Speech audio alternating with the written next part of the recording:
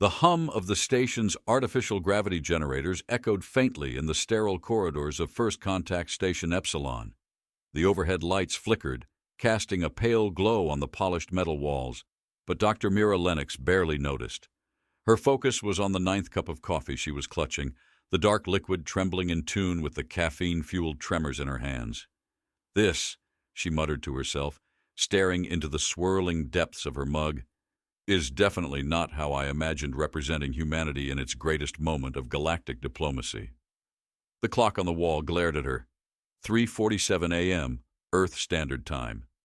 Time had lost all meaning somewhere around cup number 6, but the weight of her impending responsibilities pressed on her like a starship's bulkhead. Mira slumped into her chair, her wrinkled lab coat sagging like her resolve. "Doctor," the station's AI chimed in with artificial cheerfulness, "the Chiari delegation will dock in 15 minutes.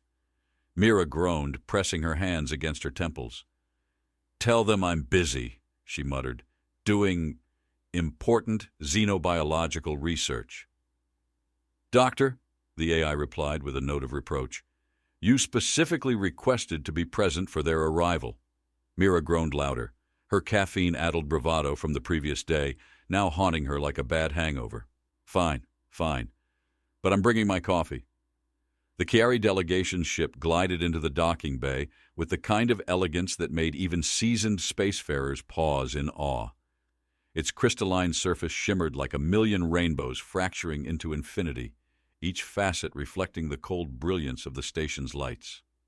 The soft hum of its engines faded into a resonant chime as the airlock cycled open. Mira straightened her lab coat, smoothing wrinkles that refused to cooperate.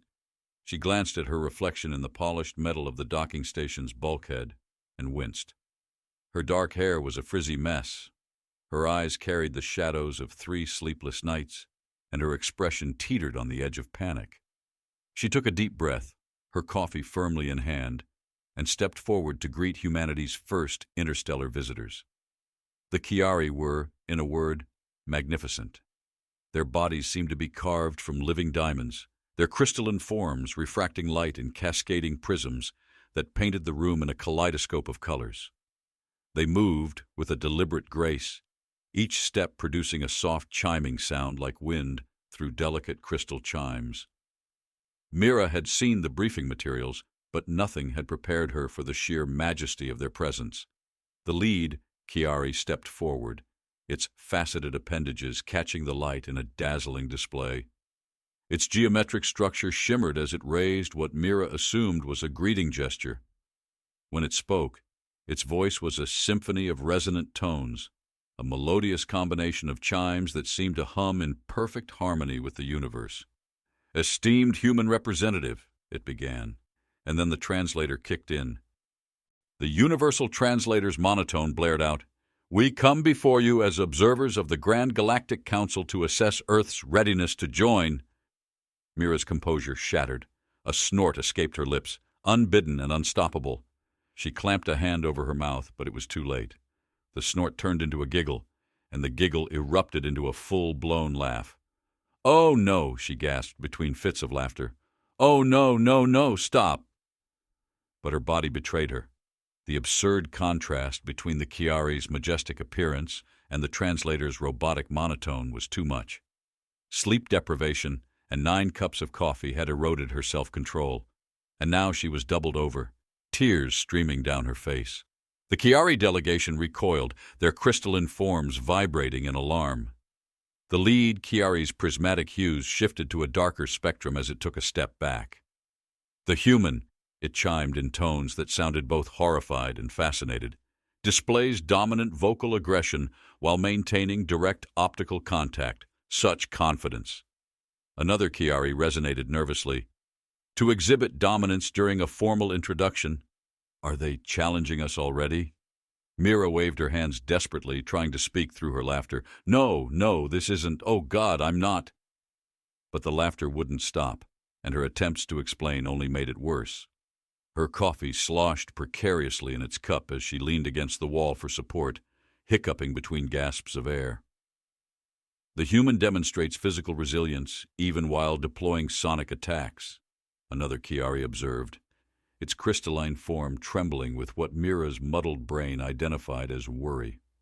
The lead Chiari's facets shifted into a new arrangement, one that the briefing notes would later describe as a defensive resonance pattern. Its tone grew deeper, almost reverent. We were not informed that humans would display their superior status so immediately. I'm not, Mira tried again, choking on her words as another wave of laughter overtook her. She was now sitting on the floor, her back against the wall, clutching her coffee cup like a lifeline. It's not, I swear, this is just... A hiccup escaped her lips. The Chiari flinched as one, their resonant tones vibrating sharply enough to set off a nearby sensor alarm. It's deploying secondary sonic attacks during communication, the lead Chiari declared with what Mira could only describe as awe. The delegation huddled together, their crystalline forms glowing with nervous energy. Should we offer tribute now? One of them whispered. No, the leader replied, its tones heavy with gravitas. We must report this to the Council immediately. Humanity's strength must be acknowledged. Their fearlessness in the face of unknown entities. Their ability to laugh while demonstrating dominance. We underestimated them. Before Mira could muster a coherent response, the Chiari turned as one and retreated back to their ship, their chiming voices echoing through the docking bay. The airlock sealed behind them, leaving Mira alone in the prismatic glow of their departure. She slumped further against the wall, staring blankly at her now half-empty coffee cup. Doctor, the station's AI chimed, breaking the stunned silence. I believe that could have gone better. Mira let out a dry, humorless laugh. Better? She gestured vaguely toward the empty airlock. We're doomed. I need more coffee. I believe, the AI said. That may be part of the problem. Shut up and start the coffee maker.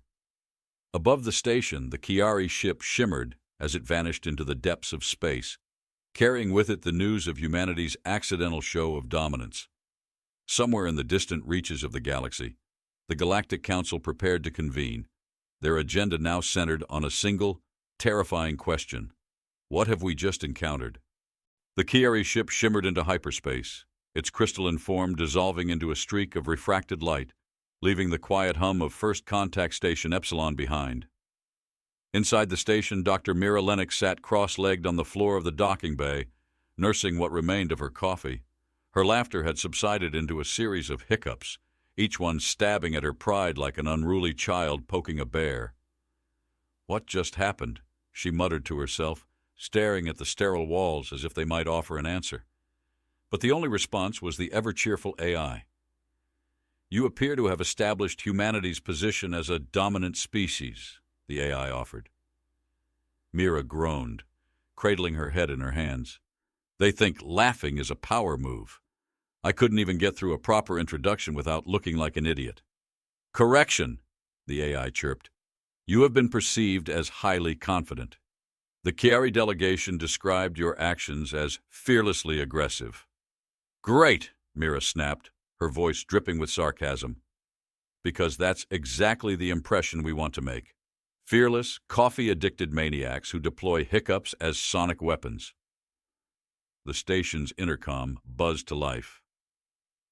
Dr. Lennox, report to the observation deck, Commander Ethan Hale's voice boomed, sharp and clipped. Now. Mira winced and pushed herself to her feet, clutching her coffee cup like a shield. This day just keeps getting better. On the observation deck, the tension was palpable. Commander Hale stood at the center of the room, his military posture as rigid as the steel panels underfoot. Around him, holographic screens floated, each displaying snippets of intercepted alien communications. What am I looking at? Mira asked as she approached, setting her coffee on a nearby console. Your mess, Hale replied, his tone clipped. He gestured to one of the screens, which displayed an alien assembly room filled with shimmering beings. This is the Galactic Council. Word about the Chiari's encounter has already reached them. Word? Mira asked, her stomach twisting. What word? Hale pointed to another screen where alien delegates discussed the event in tones of alarm. Subtitles translated their chatter. The humans laugh in the face of unknown threats. Their battle cries are weaponized. Their fearlessness is unmatched. Their dominance must be acknowledged. We must observe their other behaviors carefully. Mira's jaw dropped. They think hiccups are a battle cry? Hale turned to her, his gaze sharp enough to cut through steel. This goes beyond hiccups, Doctor. They're dissecting every aspect of our culture now, looking for evidence of this so-called dominance. And they've found plenty. He gestured to another screen which displayed a video of a man walking his dog. A translation overlay read, "Humans domesticate apex predators and command them as loyal companions. They keep killing machines in their homes." Mira blinked. "That's a golden retriever. His name is probably Mr. Fluffy." "Doesn't matter," Hale growled. "To them it's evidence of control over predators. But that's not the worst of it." He swiped to another video, this one showing a family eating dinner. The focus zoomed in on a steaming cup of coffee. They consume toxins regularly and appear immune to their effects. This may explain their unparalleled resilience in the face of environmental hazards. Mira snorted. "Toxins? It's coffee. We've been drinking it for centuries. It's not like—" "They're calling it proof of biological supremacy," Hale interrupted. "And that's just the beginning." Before Mira could respond, the station AI chimed in. "Commander, another report has arrived from the Council. It appears they've obtained footage from the station's recreational activities." Hale's face darkened. "What recreational activities?" The AI's tone brightened. "Specifically, last month's paintball tournament." Mira's blood ran cold. "Oh no!" The holographic screens flickered, and the footage began to play. It showed Mira, suited in bright red paintball gear, charging across a makeshift battlefield with her team in tow. She barked orders like a seasoned general, her voice sharp and commanding. "Take the left flank. Push them into the choke point. Cover fire on my mark." The alien subtitles translated the scene. "Humans regularly engage in team-based combat training. Note their use of vivid colors to mock their enemies, displaying unparalleled confidence even in simulated warfare." Mira buried her face in her hands. "It's paintball. A game." "To them, it's a war simulation," Hale said, his voice flat. "They think you're running military exercises for sport." The footage shifted to show a triumphant Mira standing over the enemy team, her arms raised in victory. She grinned into the camera, smeared with blue paint, and declared, "Victory is ours." Humans celebrate their victories with ritualistic gestures of dominance. The subtitles read. Mira groaned. "This can't get any worse."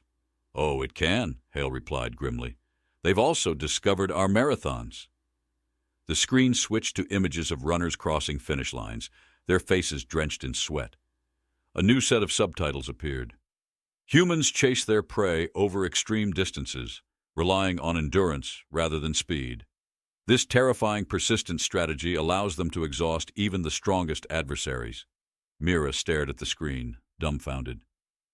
"They think marathons are hunting rituals?" "To be fair," the AI chimed in, "persistence hunting is an ancient human strategy." "Not helping," Mira snapped. Hale pinched the bridge of his nose, clearly at the end of his patience. "Doctor, we are facing a galactic crisis. The Council is treating us like a species of apex predators, and every piece of human culture they analyze just makes it worse." Mira grabbed her coffee and took a long sip, the bitter liquid barely calming her nerves.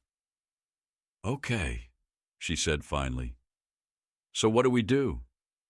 "Nothing," Hale said. "For now, we wait. They're still in the observation phase. But if this escalates—" The intercom buzzed again. "Commander, urgent message from the cafeteria." Hale frowned. "What now?" The reply crackled through the speakers. "Dr. Lennox has started another incident." Hale turned to Mira, his expression thunderous. "What did you do?" Mira blinked innocently. "I just wanted breakfast." As Hale stormed out of the observation deck, Mira followed, her coffee sloshing precariously in her cup. "I don't know why everyone's so worked up," she muttered. "It's not like I'm trying to terrify an entire galaxy." But deep down, she couldn't shake the feeling that her accidents were only just beginning. Somewhere out in the stars, alien diplomats were poring over humanity's every action, and they weren't stopping anytime soon. Mira followed Commander Hale down the gleaming corridors of the station, her coffee cup clutched like a talisman. The faint hum of machinery reverberated through the walls, a reminder of the station's relentless efficiency. Yet, despite its pristine appearance, chaos was brewing in the unlikeliest of places, the cafeteria. What could possibly go wrong in the cafeteria?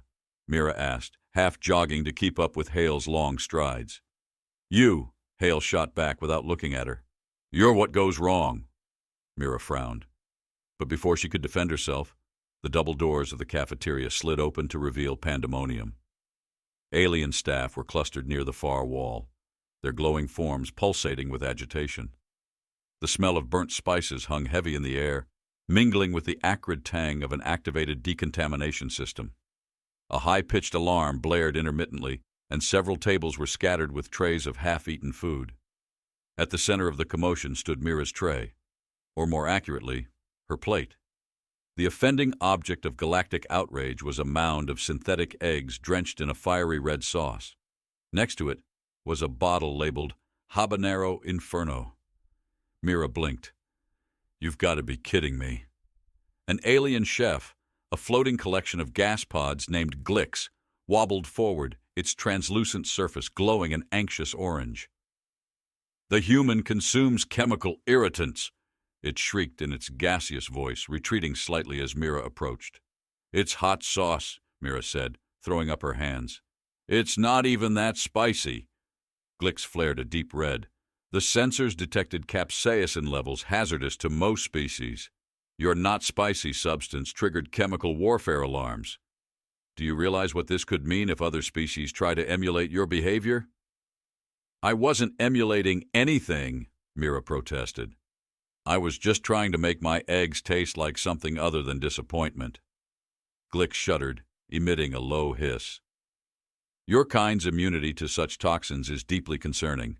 I'm filing a report with the Council. Commander Hale groaned audibly, rubbing his temples. Lennox, you've done it again. Mira turned on him. I haven't done anything. Am I not allowed to have breakfast without causing an intergalactic panic? You're missing the point, Hale growled, gesturing toward the chaotic scene. They see everything we do as a testament to our terrifying resilience. To them, you just ate poison like it was nothing. It's not poison, Mira snapped. It's delicious. Glicks hissed again. Do you want to taste it? Mira asked, holding up the bottle. The gas pods recoiled violently. Absolutely not. Exposure to such compounds could dissolve my membranes. Mira sighed and plopped into a nearby chair, crossing her arms. So what now? Do I apologize for liking spicy food? You're apologizing for nothing, Hale said firmly, stepping between her and the irate alien chef. Let's not give the Council more fuel for their fire. Too late, the AI chimed in over the intercom. It appears the incident has already been transmitted to their observation teams. Mira groaned, sinking further into her chair. Of course it has. On the observation deck, alien researchers were already dissecting the footage. A holographic screen displayed Mira calmly consuming her eggs as the subtitles rolled beneath. Humans derive sustenance from chemical irritants. Their digestive systems appear impervious to substances harmful to most life forms. Another clip played, this one zooming in on the bottle of Habanero Inferno. The substance is labeled with warning imagery, yet the human consumes it without hesitation. This suggests psychological resilience in the face of potential danger. The lead researcher, a tentacled being named Kivix, vibrated with barely contained panic. They willingly ingest toxins for pleasure.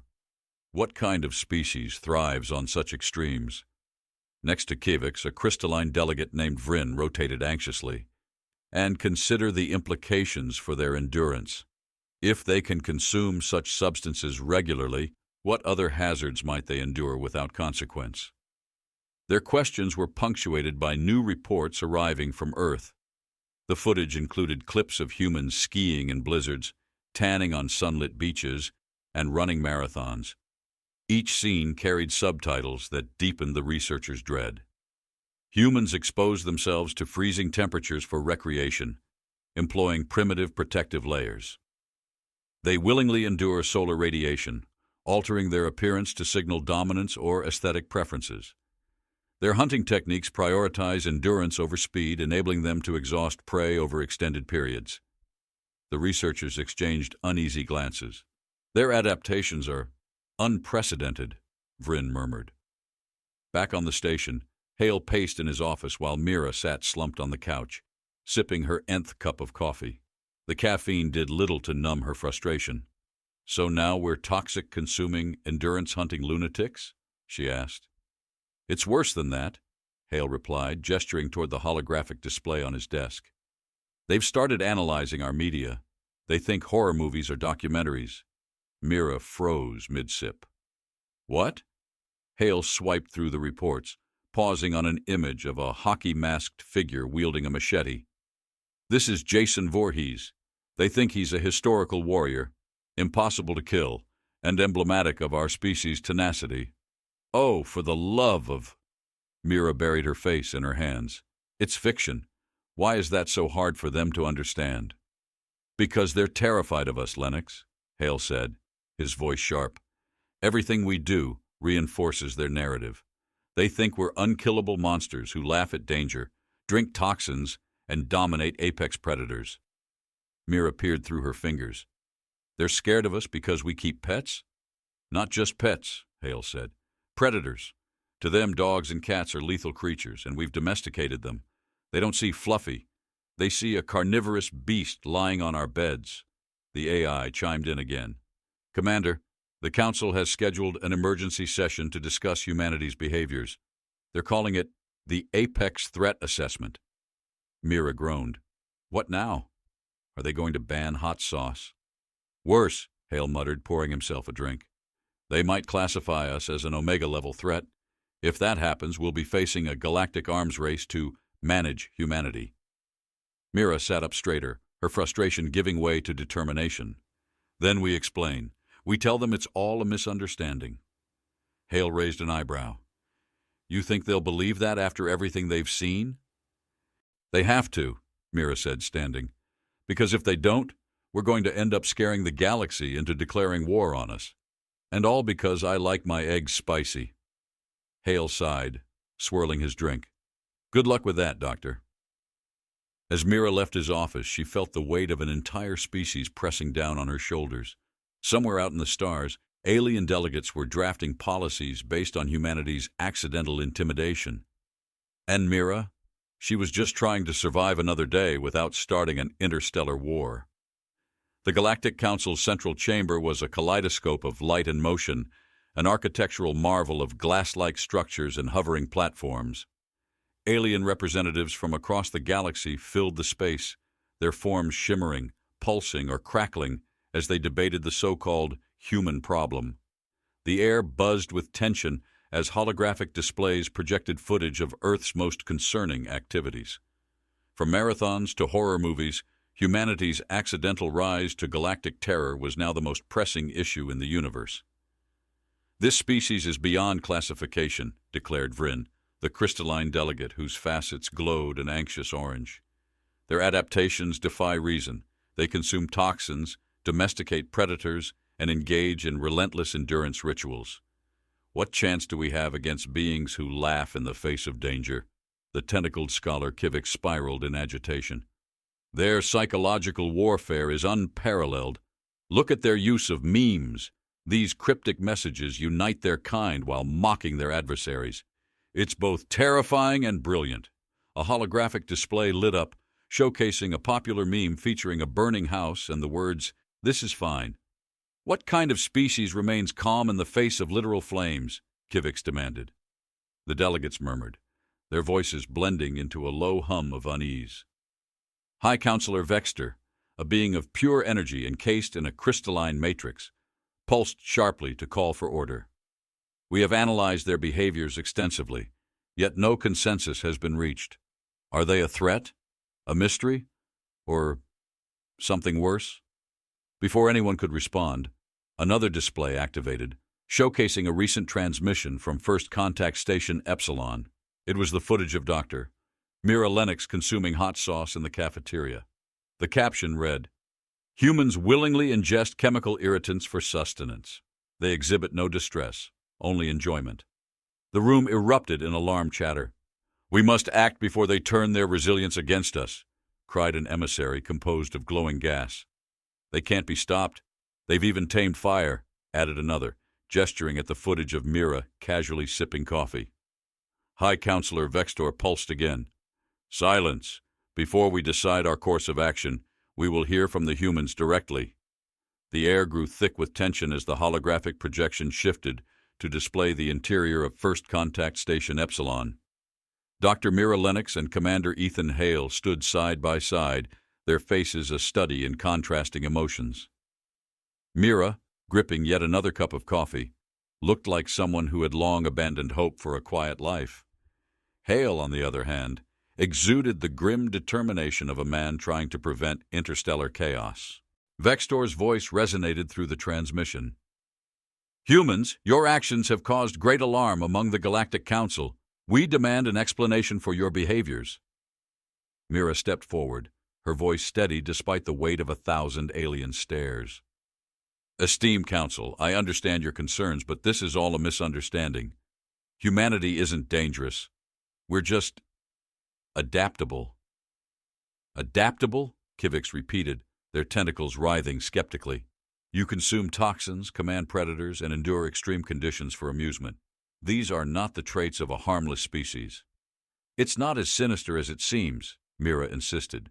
"We drink coffee because it helps us focus, not because we're immune to poisons. We keep pets because we love them, not because we're controlling apex predators. And marathons? They're not hunting rituals. They're just a challenge we set for ourselves." "Your explanations only deepen the mystery," Vryn interjected. "Why would you intentionally push your limits? Why not avoid such hardships?" Mira hesitated, searching for the right words. "Because it's who we are. Humanity grew up on a planet that threw everything it had at us. Ice ages, predators, disease. We survived by adapting, by finding strength in adversity. We laugh at danger not because we're fearless, but because it's how we cope." The council murmured, their reactions a mix of intrigue and disbelief. Vextor's crystalline matrix glowed brighter. "And your chemical warfare? The so-called hot sauce?" "That's not warfare," Mira said, suppressing a sigh. "It's a spice. We like our food to have flavor." The council froze in collective shock. "They weaponize their sustenance for pleasure," Kivix whispered. Hale finally stepped in, his voice cutting through the growing panic. "With all due respect, you're overthinking this. Humans aren't a threat to the galaxy. We're just complicated." "Complicated?" Vryn echoed. "You play war games for entertainment. Your media glorifies survival scenarios. Even your leisure activities suggest psychological conditioning for combat." Mira groaned. "Paintball is not psychological conditioning. It's a team-building exercise. We do it for fun." "For fun?" Vryn's facets dimmed with apparent horror. "Enough," Vextor commanded. "Humanity's behaviors may be unconventional, but they are clearly not malicious. However, the potential for danger remains. Thus, we must take action to safeguard the galaxy." Mira stiffened. "What does that mean?" Vextor's energy pulsed ominously. "The Galactic Council hereby classifies Earth as a Class X apex species. Further interaction with humans will require extreme caution. Tribute will be sent to ensure their goodwill." "Tribute?" Hale asked, his voice tinged with disbelief. "We must appease your kind to prevent potential hostilities," Kivix explained. "Your resilience and unpredictability demand respect." Mira pinched the bridge of her nose. "This isn't happening." "Oh, it's happening," Hale muttered. The transmission ended, leaving the humans in stunned silence. Back on the station, Mira sank into a chair, cradling her coffee. "They think we're space gods or something." "Space orcs, more like," Hale replied dryly. "The terrifying, battle-ready species who accidentally conquered the galaxy." "And all because I laughed," Mira muttered. This is your fault, caffeine. As the weeks passed, alien ships arrived in droves, their cargo bays laden with offerings, rare minerals, advanced technology, ceremonial artifacts. Each delivery was accompanied by messages of reverence and fear. Earth had unwittingly become a galactic legend. Mira tried to adjust to her newfound notoriety, but it wasn't easy. Every sip of coffee, every casual laugh, every moment of human absurdity seemed to deepen the aliens' awe. The station's cat, Pickles, had been rebranded as an elite predator unit. The hot sauce incident was now a cautionary tale in alien culinary guides. One evening, as Mira sat in the observation deck watching the stars, Hale joined her. He handed her a tablet displaying the latest council report. The title read, "Humanity, the Galaxy's Unstoppable Force." She laughed, shaking her head. "Do you think they'll ever realize we're just figuring it out as we go?" Hale smirked. "Not if we play our cards right." Mira raised her coffee cup in a mock toast. "To humanity, the galaxy's most misunderstood species." "To the humans who laugh at danger," Hale added, clinking his own mug against hers. And somewhere in the depths of the galaxy, the aliens watched, worried and awed, as humanity's legend continued to grow.